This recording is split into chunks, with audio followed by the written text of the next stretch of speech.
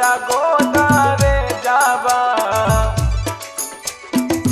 तोरा गोदारे जाबा त कहिया कमाई तौगे छौड़ी तोरा गोदारे जाबा।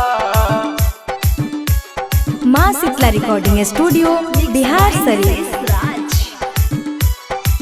तोरा गोदारे जाबा जहीं तू ससुराबा छौड़ी फाटो हौ कारे जाबा जहीं तू ससुराबा छौड़ी फाटो हौ कारे जाबा त कहिया कमाई तौगे छौड़ी तोरा गोदारे जाबा त कहिया कमाई तौगे छौड़ी तोरा गोदारे जाबा जहीं तू ससुराबा छौड़ी फाटो हौ कारे जाबा जहीं तू ससुराबा छौड़ी फाटो हौ कारे जाबा त कहिया कमाई तौगे छौड़ी तोरा गोदारे जाबा त कहिया कमाई तौगे छौड़ी तोरा गोदारे जाबा तोरा गोदारे जाबा त कहिया कमाई तौगे छौड़ी तौगे छौड़ी तोरा गोदारे जाबा त कहिया कमाई तौगे छौड़ी तोरा गोदारे जाबा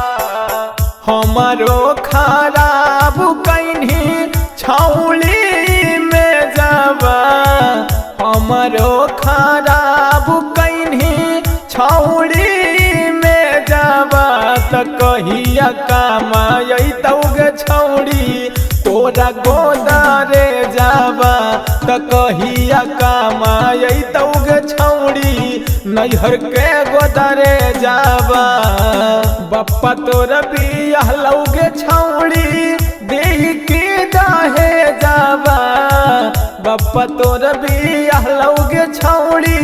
देह के दाहे जाबा त कहिया कमाई तौगे छौड़ी नैहर के गोदारे जाबा त कहिया कमाई तौगे छौड़ी तोरा गोदारे जाबा तोरा गोदारे जाबा त कहिया कमाई तौगे छौड़ी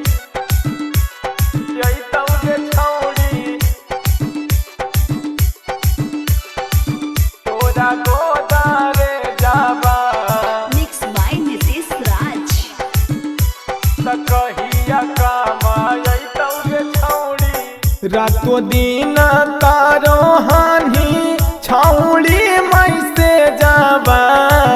रातों दिन तारो हानि छौड़ी मैं से जाबा त कहिया कमाई तौगे कजली नैहर के गोदारे जाबा त कहिया कमाई तौगे कजली तोरा गोदारे जाबा सोनुआ के छोड़ी गईनी अविनाश के से जाबा सोनुआ के छोड़ी गईनी अविनाश के से जाबा त कहिया कमाई तौगे पूजबा तोरा गोदारे जाबा त कहिया कमाई तौगे पूजबा नैहर के गोदारे जाबा।